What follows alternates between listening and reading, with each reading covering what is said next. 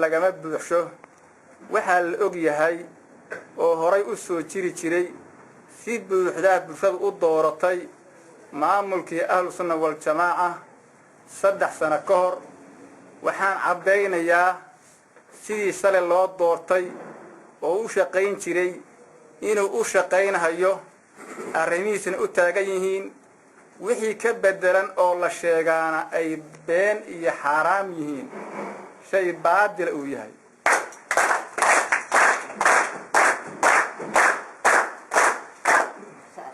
waxaan is leeyahay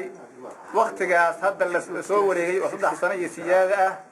dadka hadda ku naaloonaya oo isugu imaanaya oo maamulo iyo macnooyin kala bedel u sheeganaya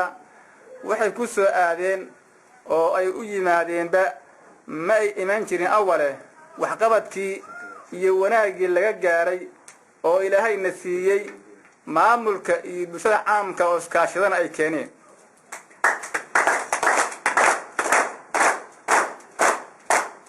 sida awgeed waxaan leeyahay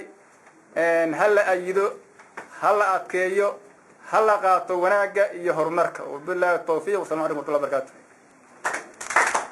oo ku raacsan waxa jiday hadda ka hor qaladaad ka dhacay magaalada gudaheeda waxa loo saaray ummad fara badan magaceedana la inii sheegay 28 nin oo xubnaha mareexaan ka kooban iyo nin ka sareeya oo ka baxsan inta kadib inta hadii aanu ku jiray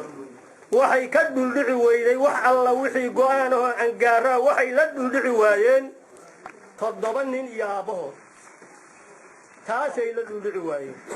mareexaan dhageyso ayadaan idin sheegaynaa 7daas iyo aabahood intii ay jiraan mareexaan reer midaq baa ku jira hebel iyo hebel iyo hebel in oran aanu mayno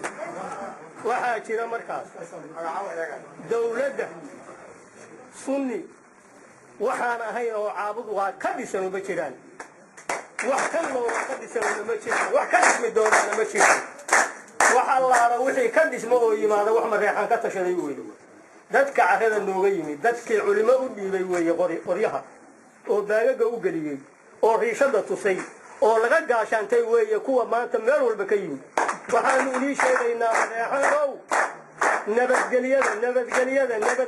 nabadgelyada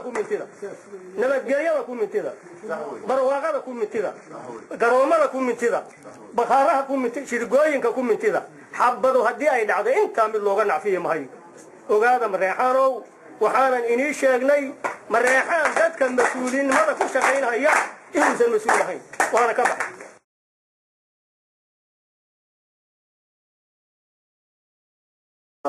bulshada dhalinyarada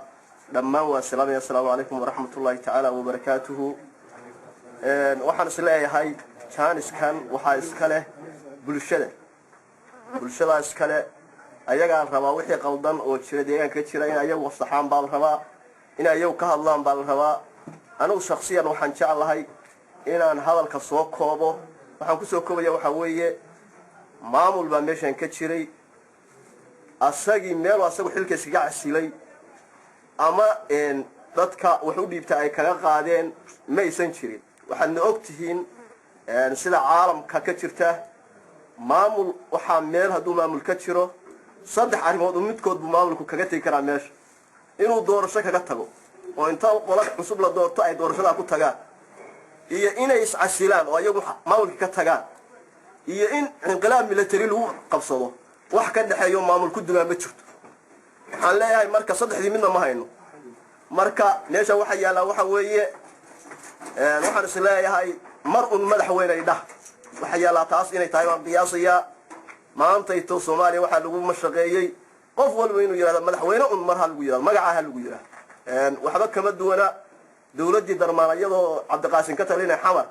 uu kaga dhawaaqay waxba kama duwanaan is leeyahay anigu arinta maanta meesha taala waa saas waxaan is leeyahay arintaas xitaankeeda iyo ka hadalkeeda waxa iskale guurtida iyo hooyooyinka iyo dhalinyarada iyo bulshada qaybaheeda ayaa iskale waan is leeyahay wassalaamu calaykum waraxmatullaahi tacaala wabarakaatuh الرحمن الرحيم أبشرت الله يوافقك waxaan doonayno aan jecelnahay oo khayran allah ayna siiyo midda kale tashurku waa salaamo yahay majliska iyo shirka inta isugu timid oo kala gedisan oo ururada odayaasha gabdhaha dhammaan waa salaamayin waxaan sheegaynaa anigu hadda war badan hadda haray ma sheegahayo warkii waa la yiri dan buuna lahaa oo danta meesha dadka isugu keentay intaan bay ahayd rag baa ka hadlay waxaan kaliya oo sheegahayaa anagu dad islaam ahaan nahay dad waxaan nahay degmada Caabudaaq jooga ku nool dad waxaan nahay burbur badan iyo dhibaato badan iyo colaad badan oo ay ka soo gaartay waxaan leenahay wixii sidaas ahaa waxaan kaga gudubnay oo ilaahay noo nagarsiiyay والسنة والجماعة السنة والجماعة بان دسنay maamulka u dhiibanay way noo shaqeeyeen waana la shaqeynay haddana way dhisan yihiin saxaafadaha waxaan u sheegaynaa saxaafadda inaan urur kale iyo maamul kale iyo midna ayaan caawada ka jirin ee ahlu sunna ka talinayo kana